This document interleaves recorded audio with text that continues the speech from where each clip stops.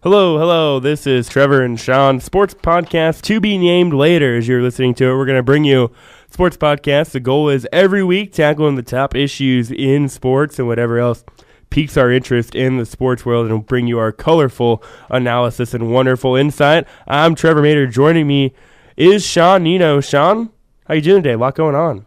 Yeah, it's Monday. Got another podcast to do later, so I'm just ready to talk about sports today. Absolutely. I'm always ready to talk about sports. Got a lot on the docket here today. The MIAA tournament coming up. Northwest Missouri State is the 1 seed. We'll preview that tournament here in a little bit. And then there was a big NASCAR race, Sean, yesterday. I know you were pretty excited about it. Probably tuned in all day, tailgated, maybe had a cold one, watched Daytona 500. I wouldn't quite say I tailgated. I came in about halfway through the first stage, but I guess we'll get into that when we get into NASCAR. And then we're going to talk about something that everybody loves, college basketball. This is when it gets really interesting, get into when the games really matter. Conference tournaments coming up, some bracketology, number one going down, who we think are our favorites, who we think are maybe sleepers. That'll be coming your way, so just keep it right here with Trevor and Sean on our sports podcast. Up next, we're going to preview the MIAA tournament. Back here with Trevor and Sean on our new sports podcast, like we said, to be named later. Talking now the MIAA tournament. Sean, Northwest Missouri State, the home Bearcats. They're going to be the number one seed in the tournament. The Cats with a conference record of 18-1. Just one loss on the season. That coming to Missouri Southern a couple weeks ago. And going into this tournament, I believe it's Thursday, Friday, Sunday is the format. What do you want to see from the Bearcats going into this? Well, honestly, I want to see a win. I mean, that'd be nice. Just as a fan, because we don't get to go cover this with X106 Sports, but we get to, just keep track of it as a fan and, maybe go down to Kansas City, depending on circumstances. But, I'm going to look for this team to kind of get back to their scoring ways. They've been not a bad scoring team for probably the last half of the season, but they haven't been putting up, 80 to 90 points. And so looking to see them get back to that. Defense has been their calling card for most of the season, so I'll expect them to keep playing good on defense. Absolutely. They're one of 4 teams that have a first-round bye in the MIAA tournament, along with Central Missouri, who's the 2 seed. Nebraska Kearney is the 3 seed, and Missouri Southern is the 4 seed. Your first-round matchups down in Kansas City this weekend will look like this. 5 seed Fort Hays State gets 12 seed Northeastern State. Then 8 seed Lindenwood gets 9 seed Lincoln. That should be a good one. 6 seed Washburn gets 11 seed Southwest Baptist. And 7 seed Central Oklahoma gets 10 seed Emporia State. Sean, you look at that. I know we've seen some of these teams at least once this year. Is there any team in particular, you look at those 5 through 12, that kind of sticks out to you? Well, I'm going to go with Washburn. They kind of gave Northwest their best game, with when both teams were actually playing well. The game that Northwest played against Missouri Southern, really they didn't play their best game, and so you didn't see 2 good teams going at it. It was Northwest playing not their best, and then Missouri Southern playing probably their best. But Washburn's been playing super well, and come this time, anything can happen. Absolutely, like you said, anything's possible. Washburn, the 6th seed, they're 11-8 in the conference, 19-9 overall on the season. They did face Northwest Missouri State earlier on the season here in Maryville. It was a 74-68 Bearcat victory. That was back on February 11th, so just a couple weeks ago they won that one. It was actually tied at halftime, and the Cats were able to best them by 6 in the second half, and they had 4 scores in double digits. Javon Blake, Cameron Wiggins, Brady Skeens, and David Salick all had double digits them. So they look like, from what we've seen of them this year, they're a pretty well all-around team. They don't maybe have any one particular player, at least in that game, that really went off. And then you look at some of these other teams. I believe Lincoln is one of them that we saw earlier this year play Northwest, and they had Anthony Vendura, who went for, 50 of their 75 points. So there's some really intriguing matchups. I think the Lindenwood-Lincoln matchup could be kind of an interesting one. I don't know a ton about those 2 teams, but that should be a good 8-9 matchup, and that is important to Bearcat Nation, because whoever wins that one, that's going to be who gets Northwest in the quarterfinals. Well, as it happens to be, these are the last 2 teams that Northwest played during the regular season, and Northwest beat Lindenwood 68-52, and they beat Lincoln 82-53. Lincoln was without their best player. They never came out with why he wasn't playing, but just listening to the radio, it sounded like he had some sort of injury that he got in the last game, but there was no no definite confirmation. And I look at, some of these teams, the lower seeds, I think could maybe do a little bit of damage. Looking at, I kind of like Central Oklahoma. They're the 7 seed, 11-8 overall, 11-8 in the conference. 16-11 overall. They played Northwest pretty well the last time those two played back in the earlier part of the season. I believe that was in Edmond. I don't remember if Northwest trailed at one point in the first half. I don't remember for sure. I have to look that up. But Central Oklahoma probably could, maybe pull off an upset in the next round. And actually, in my MIAA predictions, I have them going as far as the semifinals. So definitely an intriguing tournament going on. Like you said, it's tournament time. Anything can happen. When you look at the Bearcats, if there's one player that really, really is going to be the difference in how the outcome of this tournament goes, is there anyone that you kind of think maybe can set the pace for that? Justin Pitts. Yeah, that's always a good one. It's pretty much the go-to answer here for the Bearcats. I mean, he doesn't even have to have a great night to have a great impact. He can have 12 points, 5 assists, and then someone else will go off. But, he'll be the key to driving down the lane and then maybe passing it out to Zach Snyder, Ryan Welty, Chris Abu-Endow. I mean, this team has so many ways to beat you that they're going to have an off night to actually be beaten until they get further on, into March. Yeah, and I think obviously Justin Pitts is definitely a big one. And I'm not worried about Pitts not showing up. I mean, we haven't really had that issue this year. So to me, the guy that I think is probably the most important is a guy that's been playing really well lately. Chris Abu-Endow. There's been times this year where he, hasn't been as on as we would like him to be, and there's been times where he's, far exceeded our expectations. So I think if we can get him to attack the lane like he's been doing well, that's pivotal. If we can get Brett Doherty to play consistent defense like he's done at times this year, that's really well. And Zach Schneider's kind of, last week he had a game where he didn't shoot the best. Maybe we can get that rolling and he can get some good looks and get things going. This team is a very well-oiled machine. There's, aside from Justin Pitts, there's probably no one that's great, but they don't really have a weakness. I mean, if you're looking for a weakness on this team, I don't know what it would be. I think maybe at times it could maybe be the Brett Doherty isn't quite the scorer you would want him to be. That's maybe the only weakness, but he makes up for it by playing such wonderful defense down low. Yeah, I mean, this team, I think if they don't shoot threes, that could come back to bite them. But I think they can score in so many different ways that shouldn't come back to bite them. But, if they have a night where they maybe go 3 of 20 from the three-point line, that they might have some trouble. But at that point, then Coach McCollum's probably going to be like, okay, let's just drive to the bucket, see if we can get some close two-pointers, and then hopefully the three-point shots will start coming at some point. Do you think maybe them losing to Missouri Southern last week, do you think maybe that takes a little bit of the pressure off of them? I know we'll probably get into that later, too, with Gonzaga, but do you think maybe it kind of eases it knowing that they're not going to go into the MIAA tournament or, regionals undefeated? Yeah. I think that being undefeated puts pressure on you, and it may not sit in the front of your head, but it's there, and it's always going to be there until you lose or you finish the entire season. And there's a reason it doesn't happen, because it's so hard, special, like that type of thing.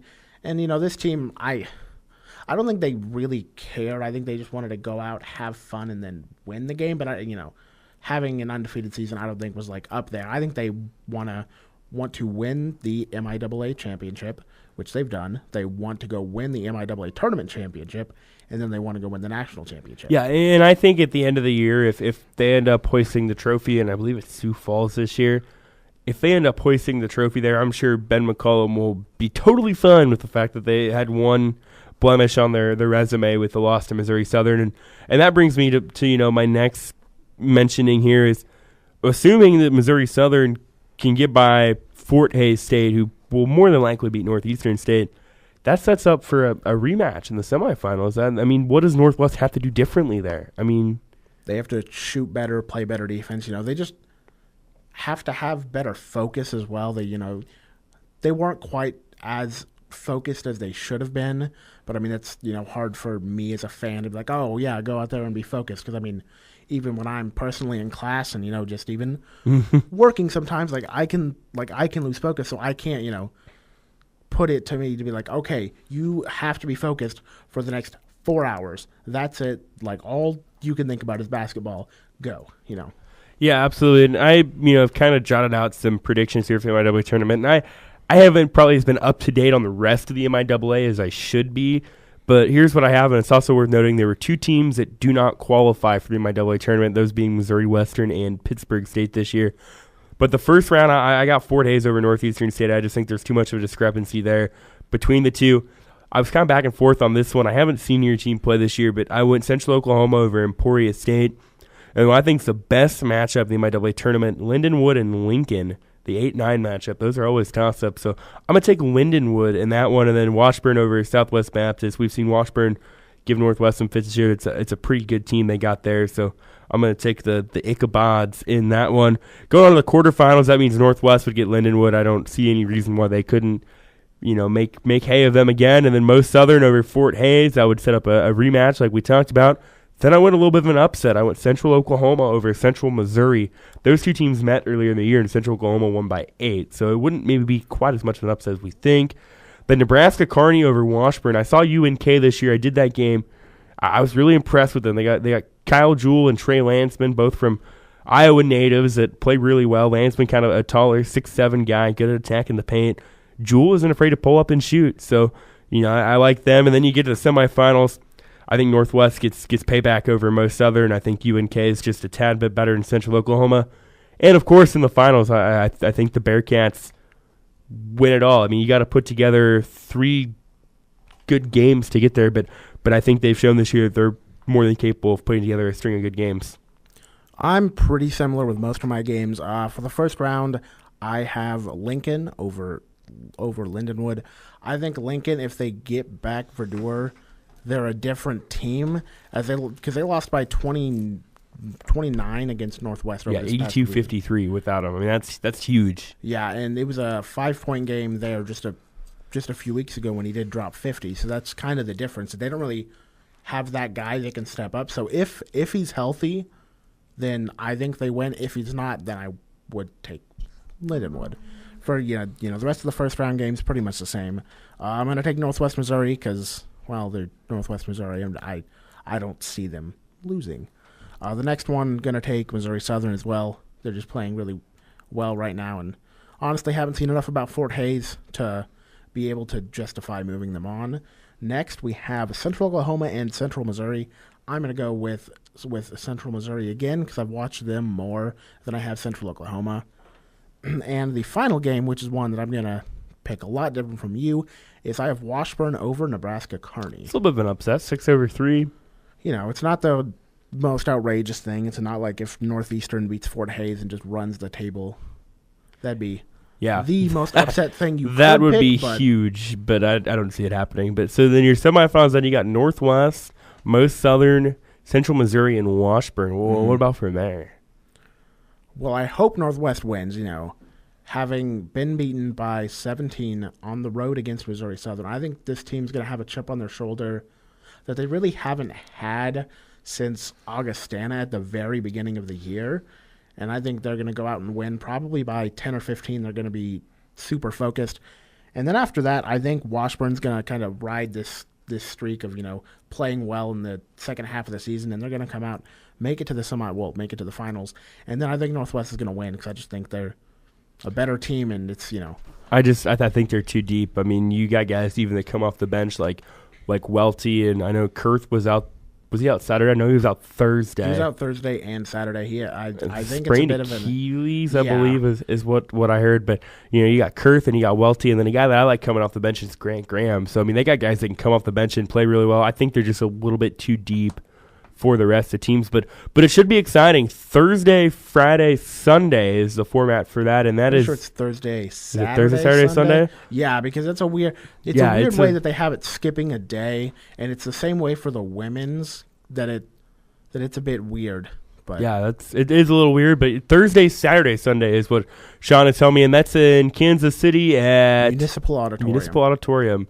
Should be a fun time, and I've contemplated going down there this weekend. Haven't really decided. I guess we'll see how the weekend goes, and hopefully the Bearcats get there to the finals. So keep our fingers crossed. Hope they play like they should. That'll do it for this segment here on our podcast, To Be Named Later. When we come back, Sean, we're going to talk your favorite sport in the whole world, and I mean NASCAR, right?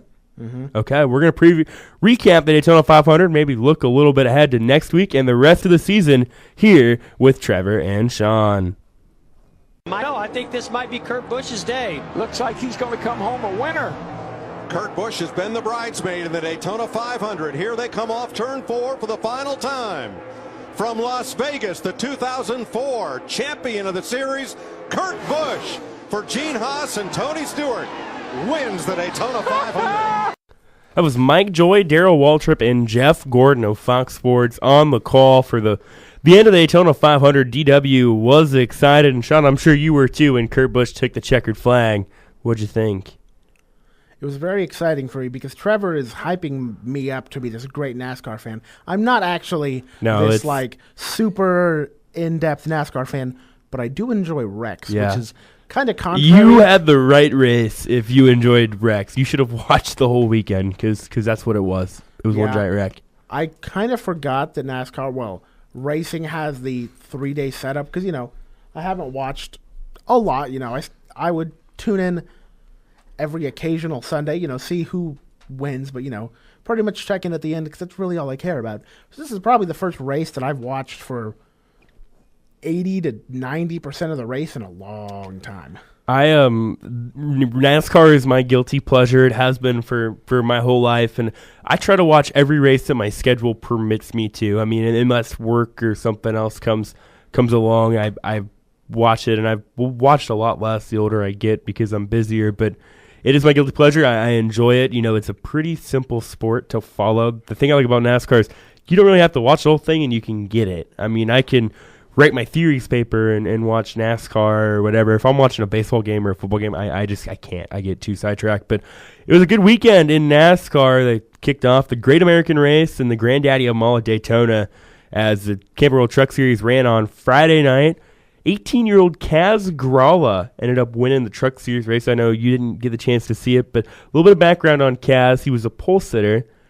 First ever race at Daytona, I believe. Running 5th on the final lap when the top 4 cars get involved in a wreck. Youngest driver in the field picks up his first ever win there. So a good weekend for him. That was a race that was full of cautions as well. Then the Xfinity Series race, I only watched the first half of it, and that was enough to see about all the wrecks. I think there were 2 red flags in the first 60 laps of the event. Ryan Reed picked up his second career win in the Xfinity Series, the other one coming at Daytona 2 years ago. So gets the win there for Roush Fenway Racing, their first in the Xfinity Series in over a year. Then the big one yesterday, the Daytona 500. Sean, I know you caught the end of it. What did you think? I mean, give us your analysis if you want to call it that. You're not going to get a lot of analysis here, but Kurt Busch, we actually talked about this morning, has been close to winning it, never has. There's been a lot of people who can say that, obviously, but he was just at the right place at the right time, didn't end up in the 5 or 6 wrecks that had happened previously, I think I read a stat that Fox showed yesterday that only 5 of the 40 cars had not at least been a part of a wreck, whether it was minor damage or just, being hit. Only 5 of the 40. Those aren't very good numbers. But, yeah, Kurt Busch been close very many times. I think back 2005, he was leading with 2 to go, and Jeff Gordon passed him.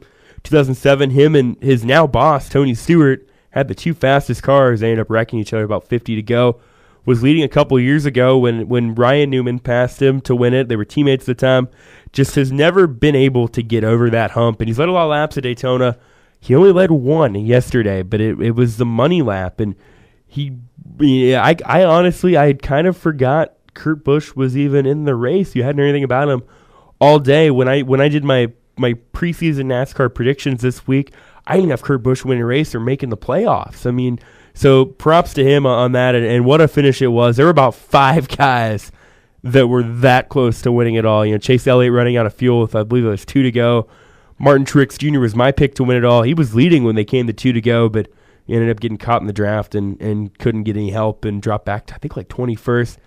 Kyle Larson ran out of gas towards the end. Ryan Blaney was a kid that impressed me, that red and white 21 car. A young kid, just his second full season in an underfunded team.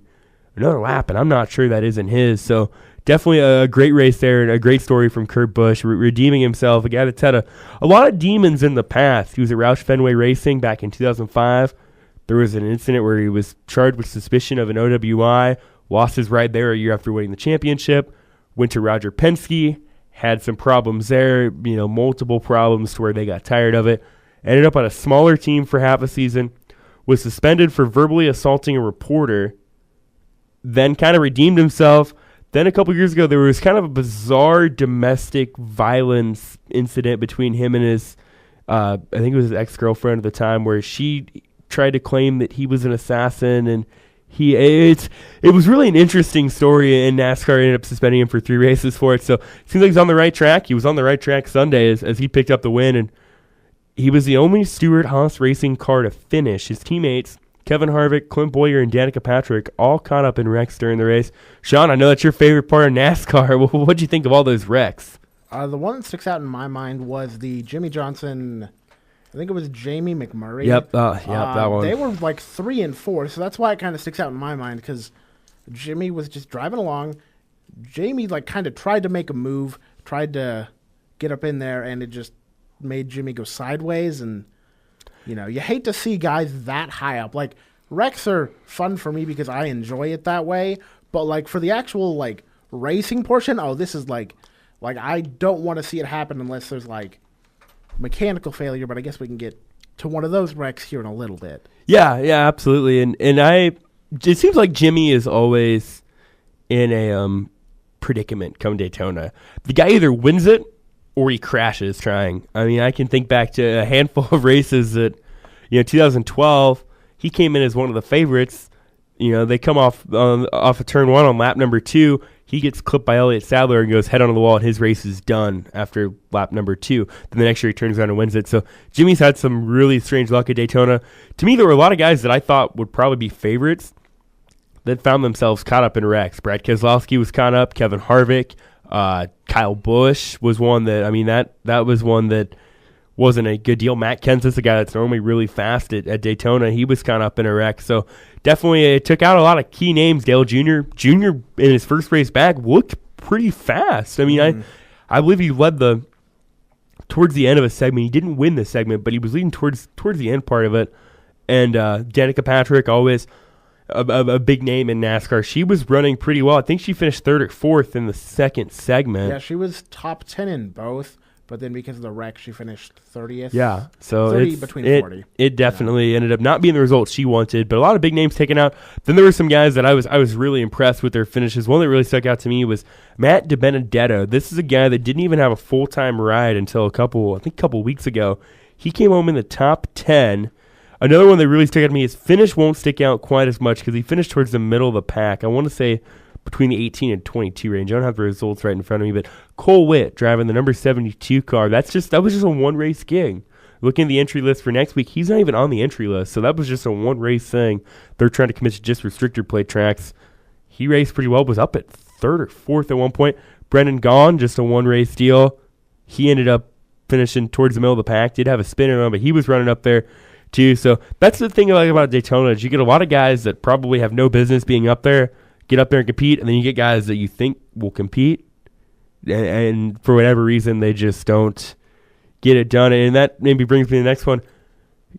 Kurt Busch won yesterday, but his brother Kyle didn't have the same luck that he did at all, did he? No, his tire he got a flat in his tire. And the one thing that stuck out in my mind wasn't the actual wreck. It was the comments he made about 10 minutes after the wreck. And he was like, my Goodyear tire or whatever, it just couldn't handle the air properly. I was like, oh, goodness. He's straight up calling out some, again, I don't watch enough to know if this is a regular thing that if maybe you have some equipment failure that you just call out a company. But, that he was pretty blatant with how he called him out, too. I mean, he was quoted as telling a handful of reporters, Goodyear tires just suck.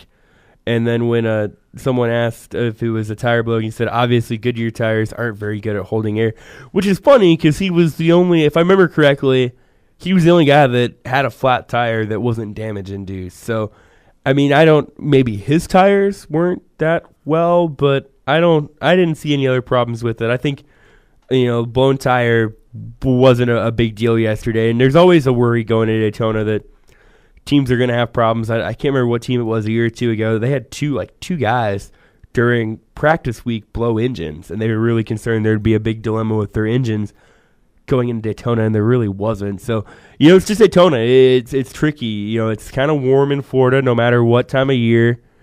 So, I mean, obviously, the asphalt's going to be warm. You never know if that's going to play in on tire wear. But, you hate that for a guy like Kyle Busch, who's like his brother has came so close to winning it a handful of times, just hasn't been able to get it done. He actually won the first stage of the race, and I thought maybe, much to my dismay, that he was going to be able to get it done. Yeah, I guess we can kind of go into a new topic, which is how do you feel about the stages? Because I was talking to you on Twitter yesterday, and I was like, I clearly didn't know how many laps the race had. I was like, oh, we're going to, the big wreck's going to be on lap 212, which it quickly told me there's only 200 laps, and I was like, oh, goodness. Yeah. What have I gotten myself into? So for those of you that, are still trying to understand this, for you NASCAR fans, is NASCAR this year decided to break the race up into stages, essentially. So for like the first stage of Daytona, it was 60 laps, and the next one was another 60 laps, and the third one was 80 laps. The leader at the end of that stage gets 10 bonus points, and they pay out the top 10 in points, so 10th place will get 1 point. Those are called playoff points that go into the playoff system of the last 10 races of the regular season to determine the champion. It sounds confusing, but it's really not. The goal of that is to kind of change up some strategy and incentivize leading at the right time. I personally like it. I've talked to other people that don't like it. I'm not sure if it's because they don't quite understand it or what it is, or if it's because NASCAR always likes to change stuff around and they're just tired of them changing stuff. I'm not really sure, but I really like it because to me, normally lap 60 of Daytona, unless there's a wreck, I don't care. I mean, I might not even watch lap 60. I'm like, I'll come back when there's 100 to go. But it kind of adds a little bit of incentive to it to lead that extra lap or to finish 8th or 9th. The downside of that is it did make guys, I think, a little bit more aggressive, and you saw that. I mean, there were guys like Chase Elliott and Joey Logano that, I mean, there were about 10 times I thought they were going to cause the big one, and then neither one of them did. So I thought it was interesting. I'll be interested to see how it works when we get to smaller tracks like Bristol and Richmond and Martinsville. I'll be interested to see how those work. But I personally liked it. I mean, what were your thoughts of it? Being a guy that's, doesn't follow the sport as closely as like I do. Obviously, you were a little confused at first by it, but when you did catch on, I mean, what were your thoughts of it? What did you think? I have just one question before we get into my thoughts. How do they divvy out the points at the end of the race? So the way it'll work at the end, and they kind of changed this year too, is I'm going to pull this up because I'm not even 100% sure, but I'm pretty sure first place will pay out 40 points, and then it goes down from there, and I think like 37 for second, and then after like 36, you each get a point. So those go out too. So it used to be the maximum you could get was 48 points, if I remember correctly. Now you can get as many 60. And those points go towards playoff points, which the way the playoff structure works is you take everyone that won a race in the regular season, and then if there's up to 16, and if there's not 16 winners, then you take the next highest in points till 16 is met. So, it adds some incentive. So if you're a guy like Ryan Blaney, who might not win a race this year, but you consistently finish in the top 10, you're probably going to make the chase because you're going to have enough points to get in because those are basically bonus points. So, I mean, a lot of the NASCAR fans complain about how the modern rules don't really emphasize consistency. It's more about winning. I think this kind of helps. And, I mean, we can save the argument for the playoff or the chase for another day because a lot of people aren't a big fan of it. I love it because to me, if NASCAR is going to call itself a sport, and you can argue whether or not you think it is or not, you almost have to have a playoff. People make the argument, well, then, what if a guy dominates all year and then he gets to the chase and he gets bad luck and he doesn't win? Yeah, that's sports. I mean, were the Patriots the best team in football this year? Probably. I don't know that they were, though. I think Dallas was probably the better team. Was Villanova the best team in college basketball last year? I think Kansas was probably the all-around better team. Yeah. Villanova just played better, and that's that's a thing that happens when you get to college basketball, football, and now even NASCAR. Yeah, and that's sports. I mean, that's how it works. I mean, the only outlier I can think of this year is the Cubs were the best team in baseball. But that's rare. I think like 5 times in the last 25 years, the team with the best record in Major League Baseball has won the World Series. Golden State was probably better than Cleveland, but when it came down to to show it, Cleveland won. Denver wasn't as good as Carolina, but in a one-game situation, when it all mattered, they were better. Jimmy Johnson was not the best driver in NASCAR last year at all. I mean, there were a handful of guys. From Martin Truex was consistent all year. Joey Logano looked really good. I mean, he wasn't the best, but when it came down to it and when it mattered, he was able to be clutch. So, I mean, if you don't want NASCAR to be a sport and you don't want to say it's a sport, that's fine. Continue touting that Earnhardt won 7 championships without Chase. That's totally fine, and that Jimmy hasn't won any without a Chase. But I like it personally. I always have, and I always will. 16 cars might be a little too much, but, why not? I mean, it definitely adds excitement to it because no one wants to go into the last race of the season and already know who's going to win the championship. I mean, if you go to the Super Bowl and New England wins it, I mean, why even watch? Why even care? Mm-hmm. Yeah, I think this is a good way to kind of even bring in more casual fans. Like, okay, like try to reach out to people. Yeah, and this is a good way to do it because now again, this makes me as a non-hyper NASCAR fan slightly a little bit more hyper. A little bit more. Okay, but care just a bit more about each race. I'll probably watch all of the bigger races, but this is gonna keep me, who won this stage, and maybe check in on the standings every week. Yeah, and that's just it. To me, it makes it more important because otherwise, I don't care about lap 75 of Atlanta. I could care less. But if a guy like Austin Dillon or someone can get, who probably might not win a race this year, but if he can win a stage or two, and it totally changes strategy, then, it affects when guys pit, when they use their tires up and different things. So I personally, I really like it. I'm looking forward to seeing how it goes. A couple of rule changes I didn't really care for. I don't know if you noticed this at all yesterday in watching, but NASCAR implemented a time repair rule. I don't know. Did you happen to see any of that? Yeah.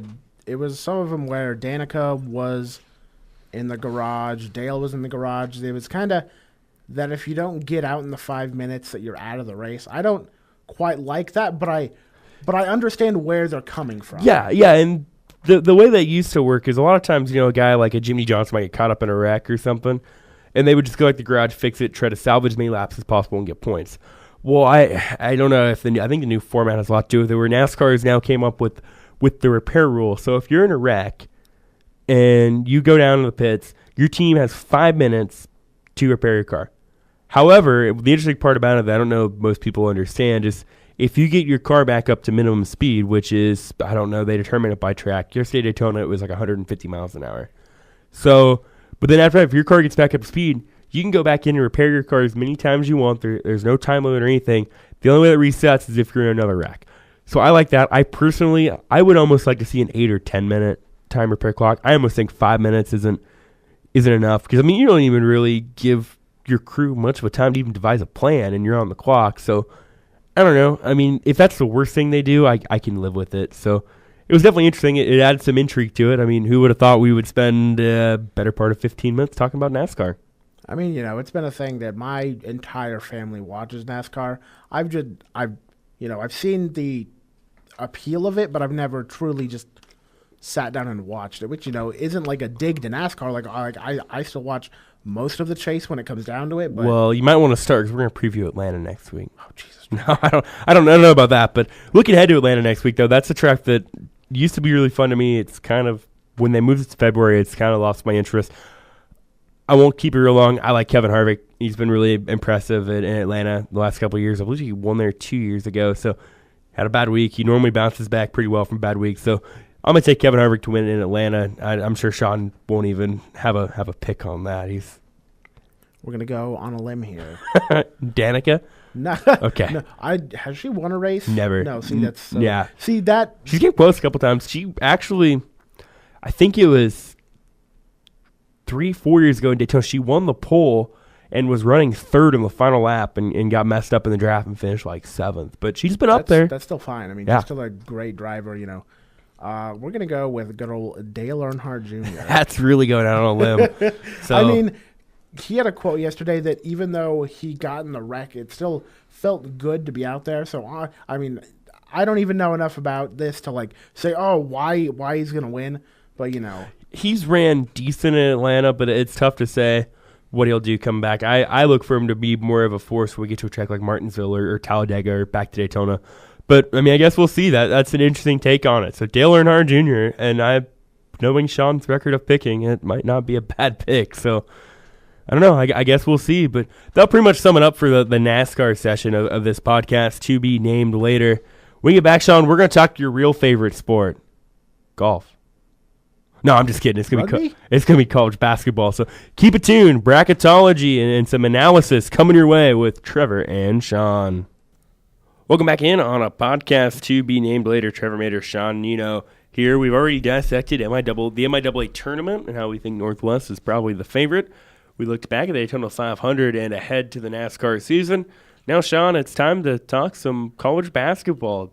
Getting big here now down the stretch. Getting into conference tournaments coming up. Then we get into March Madness. We know everybody loves the March Madness. So, and it's madness right now. Number 1 going down this weekend. Yeah, that was a weird game because BYU has won their last 3 games when they've gone into Gonzaga. They are 0-9 against teams not named Gonzaga who are in the top 25.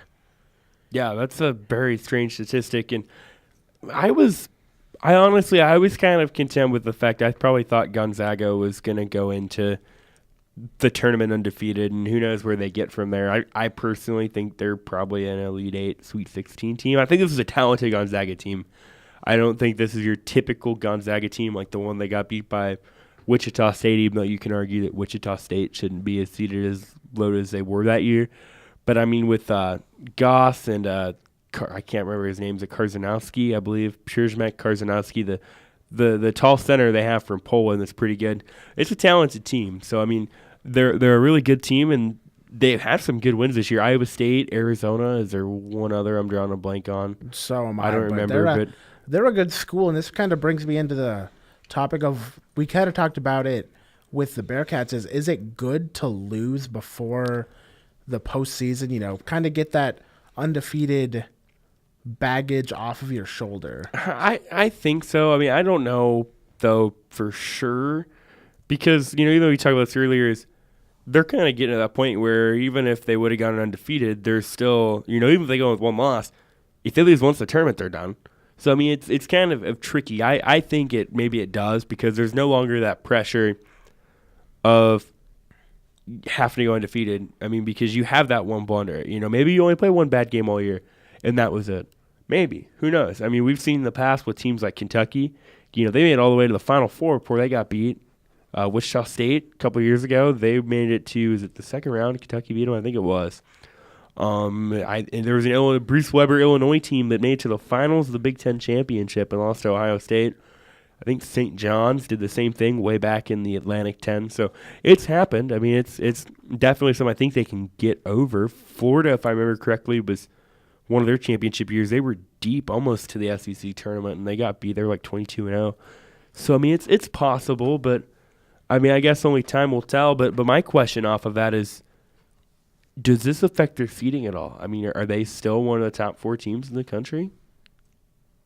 I personally don't think so, but I don't always rate Gonzaga as this, like, great team just because they haven't had the great ending that they've always wanted, even if it's just getting to the Final Four, losing in a national championship game. They haven't done that. It's always been like losing to a Wichita State, as you talked about, or losing in the first round. I think 2 years ago they lost to Duke in the Elite 8. I'm pretty sure. I'm going to pull that up as we go on. But, yeah, they just, but we saw something with Villanova forever, and they were finally able to get over that hump.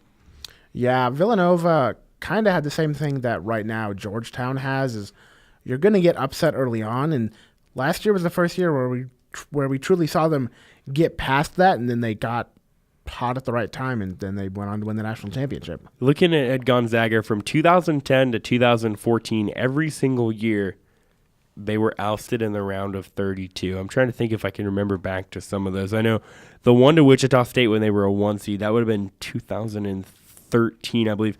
2010, the first one, they were beat by Syracuse. They were a 5 seed in the tournament that year, I believe.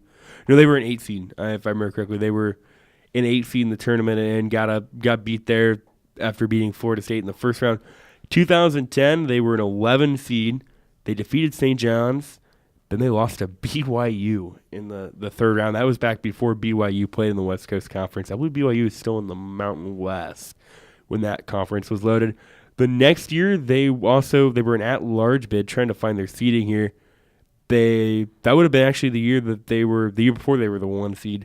They fell to Ohio State in the third round. I think they were trying to remember what it was. It might have been a 6 seed, but that's been so long ago that they were a 7 seed. So, I was close. Then they were a 1 seed, and then in 2014, they also got to the round of 32. So they haven't had the luck that they had wanted. They got to the round of 32 in 2014, and they were ousted there. That time, they were in 8 seed, and they lost to Arizona. That was a pretty good Arizona team they lost to. And then in 2015, they got to the Elite Eight and was beat by Duke. And then last year, I'm trying to think back to who they lost to in the Sweet 16 last year. Everything's such a blur. I think it was Syracuse, I'm pretty sure. That was a really weird bracket that they had in that bracket. So who knows what Gonzaga brings. I think Mark Few's a really good coach. But I'm not sure, come tournament time if they can get it done. What do you think? I kind of hope they can get decently far. We both have a friend that we know that adores Gonzaga, and as much as greatness as it would be to just call them out and be like, oh look, they lost, because we kind of did that this past weekend when they lost. But it's always good to see that kind of story, because they're a mid-major, but they're not really a mid-major at this point, because they're a powerhouse to a point. They've been good and they've gotten good players, but now this program needs to take the next step up. And if they make it to the Elite Eight Final Four this year, I would say that that's a pretty big success for this team.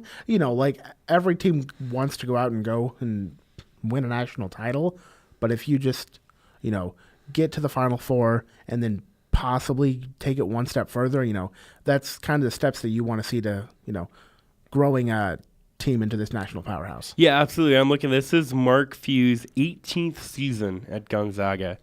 He's been to the tournament every year. They have not gotten past the Elite Eight, which, for, like you said, a mid-major like Gonzaga, that's awesome. But Rick Barnes at Texas wasn't putting out a garbage team, and he ended up getting fired, and look where that team's at now. They were probably better off with Rick Barnes, and I think Shaka Smart's a great coach. The level of drop there wasn't good. So, it's very compelling there, but this brings us now to the latest bracketology that Joe Lenardi of ESPN put out. I find this interesting. Gonzaga losing, it is just one loss, to BYU. They're still a 1 seed. UCLA, who I believe the last bracketology was a 2 seed, and is ranked number 3 in the AP and coaches poll, has them as a 3 seed in the South region. How interesting and compelling is that? What does that say about UCLA? I think you and I both kind of know what UCLA's biggest problem is. They don't play defense like they probably should. But, does that mean Gonzaga's probably a 1 seed? I think, man, it's really hard because the Pac-12 kind of gets the backhand from the NCAA, because in years past, they were the worst Power 5 conference. Oh, yeah. Hands down. You would be like, oh, goodness. This is... It used to be UCLA, and then it didn't even matter. And even before this year, UCLA was bad. No, so it was Arizona and everybody else. It was, Oregon last year was a good story, but yeah, Arizona's really been that team, and they really weren't contested. It was just well, Arizona's going to win, and we're going to send maybe another team to the tournament, and that's it. Yeah, I think I read something earlier that there's a chance that Pac-12 could only have a handful of schools in the tournament. Right now, as I look at the top half, I'm only seeing a handful. I got Arizona, UCLA, Oregon, and then they do have one other, and that would be USC. Cal. Oh, USC too. So USC's an 11. They got Cal as a 11 as well. So they got 3 teams that could definitely make runs to the Final Four. You have Oregon as a 2, UCLA as a 3, and Arizona as a 3, and then you have USC and Cal as 11 seeds. I personally think what will probably happen, and definitely if Gonzaga hiccups in the tournament, is you'll see, assuming Kansas wins the Big 12, there'll be a 1. If North Carolina or Louisville win the ACC, there'll be a 1. If whoever wins the Pac-12, assuming it's probably Oregon or UCLA, I think Arizona might have played itself out of a 1 seed, having lost to Oregon and UCLA.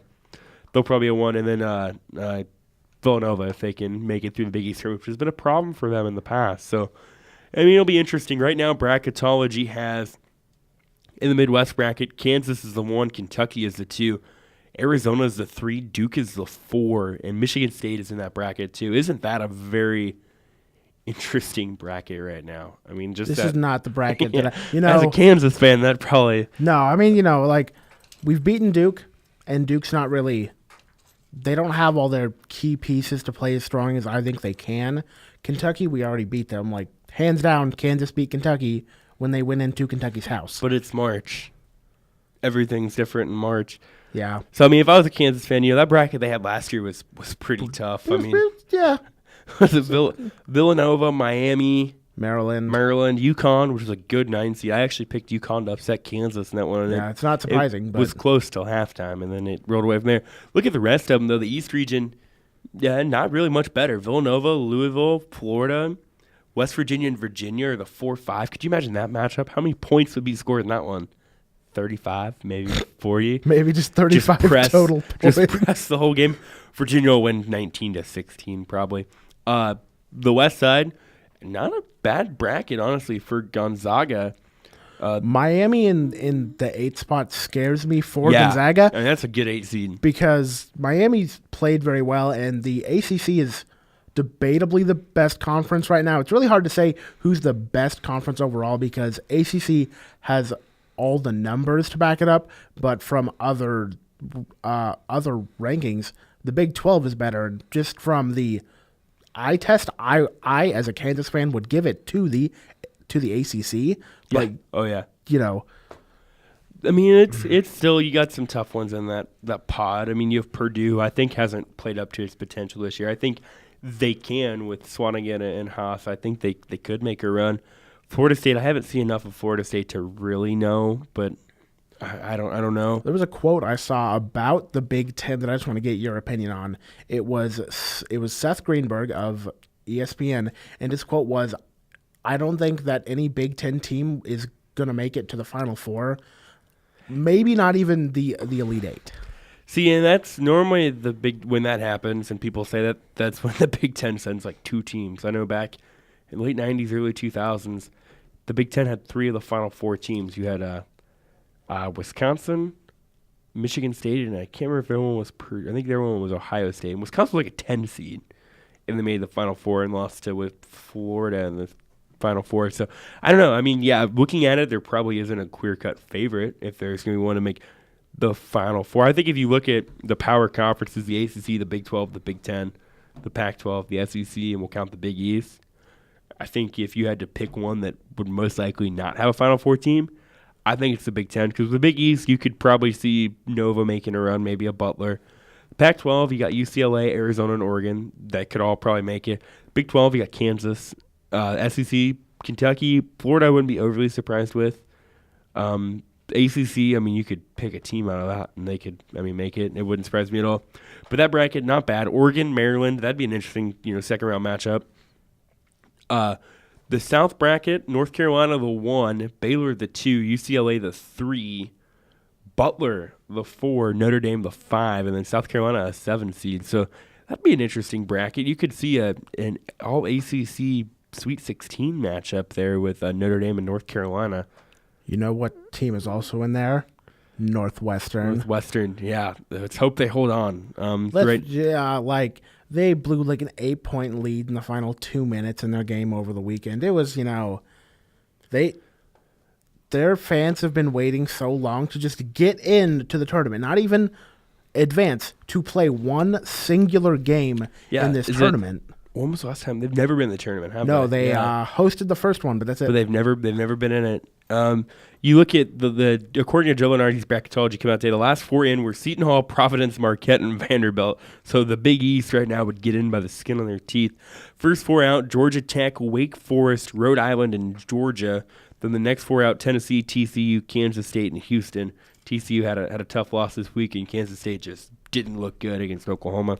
So you got to think their championship chances of making it to the tournament are probably on life support. But I don't know. I mean, it looks interesting. As bracketology, it's still a very early look at it. If I had to make a Final Four right now, I would go Kansas winning the Midwest. I think they can get by Duke again, and I think they're just a little bit more talented than Kentucky. I'm just still not sold on Gonzaga. I would probably go Purdue to make the Final Four out of that. And then Villanova, Louisville probably be your Elite Eight matchup in the East. I'd take Villanova. And then just to avoid going almost straight chalk, you almost have to go North Carolina. I'm just not sold UCLA can play enough defense to get a deep run. They can score, but as long as the ball could go for 40, but they can't play defense. But you got to play defense. So I don't know. I guess we'll see. But kind of shifting a little bit, but staying here. When you look at the tournament right now, Sean, and who'd be in and who'd be out, who would be your favorites? I mean, just give me one or two. I mean, obviously you're a Kansas fan, so I'm sure they're up there.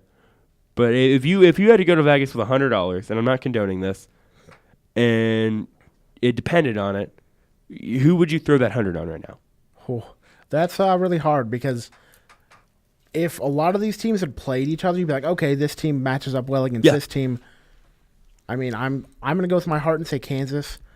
I really hope they just make it to like the Elite Eight, like Final Four. Pretty much, because it's the teams that you don't expect to go all the way for Kansas that go all the way. Yeah, it's really weird. I mean, that 2012 team was not one of their better teams. It was a good team, but it was a good team. Yeah, but then they've had teams like the 2010 team that I thought was one of the best teams they've had, or the 2013 team that busted my bracket thanks to Trey Burke. I look at a couple. I have a couple of different. I think Kansas is probably the most talented team in the nation. I think Kentucky is probably the second most. They've just been very raw all year, but that happens a lot with Coach Cal. I mean, a couple of years ago, they were an 8 seed, made it to the national championship game. So I never count on Kentucky. Arizona, they at least try to play defense in the Pac-12. And is the Final Four in Phoenix this year? I'm pretty sure it's in Phoenix. It doesn't say I don't remember. On bracketology. I'll have to look that up, but I'm pretty sure it is. And then going along those same lines, I think Oregon. Also, I mean, they kind of play defense. That Dylan Brooks is. The only thing that scares me about Oregon is that they have to win games by making shots at the very end. They're not they're not blowing out teams. They're not like playing close and then like getting like the edge at the end in like the traditional way of, free throws, making a bucket, having to play defense. No, they're like hitting shots with 5-10 seconds left, and then that's how they win. Yeah. They've been doing it against teams that you're like, oh, you shouldn't be really close against Stanford, against Oregon State, those type of teams. Yeah, and luck can turn on you very quickly. I mean, look at Iowa State in the past. It's turned on them a lot come tournament time. And the team that I think should be – I mean, Gonzaga still could probably be a favorite because they're still a very talented team that has just one loss. It could be a 1 seed, but it's tough to say with them. The team that I personally – if I was filling my bracket right now, I would probably go with probably Villanova. I mean, they've been there before, obviously, and they have a lot of key pieces still back from last year. Josh Hart, Jalen Brunson, the game winner, Chris Jenkins. I mean, so they're a very talented team. We'll see what they do in tournament time. Like I said, they tend to slip up. I think they lost to Seton Hall last year in the tournament. Yeah, and that's how Seton Hall got into the tournament. So they kind of and that's how Villanova dropped from a 1 to a 2. I mean, they were a 1 seed before that, and they dropped to a 2 seed. Yeah. So I personally, I think they're probably a favorite. And looking ahead also, Sean, because, it wouldn't be March Madness without Cinderellas. Is there any team that you look at and you think could maybe be a little bit of a sleeper to make a run? Maybe not even a mid-major, but just a 4 seed or a 5 seed that you see that you kind of like. I'm going to stick with the Big 12, and I have 2 teams. We have West Virginia. I think they can press, and as long as they don't find a team that also presses, because that's what happened last year. They found a team that also pressed, and they just didn't know what to do. And the other team is Oklahoma State. Yeah. They are number 1 in the Big 12 in scoring. They just don't quite play defense. But, I mean, to be number 1 in scoring in the Big 12 is, it's not like Big 12 football where teams just don't score or, they don't play defense. So I think those 2 teams, teams to look out for. Maybe that's me just watching one conference. I try and watch as much as I can, but some of these mid-majors, like Wisconsin is a 6. I mean, they've been not as good since beating Maryland. They've lost 3 in a row. UCLA is a 3. Does scare me, though, but more for the other teams around them, because if they can get going and they can score, and if they just play a little bit of defense, then they could go deep into the tournament. Yeah, I have a 4 looking at here, and 2 of them are Big Ten teams. But first, I'm gonna start with one of my ACC teams, and that is one that I think always has to be respected come tournament time based on their history. As long as Coach K is roaming the sidelines with Duke, I think they have a chance come tournament time. And I know Grayson Allen hasn't been on this year, but when he's on, Grayson Allen is maybe one of the top 10 players in the nation. So we'll see what Grayson Allen we get come March, but I wouldn't be surprised to make an Elite 8 run or a Final 4 run. The final for the Big Ten teams, Purdue and Wisconsin. Purdue hasn't played up their potential yet this year, but the combination of Caleb Swanigan and Ian Haas, I really like that. I think they can get it done. And plus, looking at the bracket they have earlier, it's tough to say with Gonzaga and Oregon what they'll do. Wisconsin, they still have some pieces from that national championship team. Nigel Hayes, Bronson Koenig, they've both been there for what seems like forever, and they're used to it. Ethan Happ has been playing really well for him, so you never count out Wisconsin. And then I kind of threw one in here just a few moments ago. I got thinking about Notre Dame. I mean, what about Notre Dame? They right now currently a 5 seed in the South, according to Joe Lenardi's bracketology. The Fighting Irish, they started out really, really hot, actually, in the beginning of the year. And then they kind of had a little bit of a skid. They lost about 5 of 6. Then since then, they have won 5 in a row, including beating Florida State, avenging a 3-point loss. So they're currently 22-7 and 11-5 in ACC play. They have a man by the name of Beezy Colson. 1, I love that name.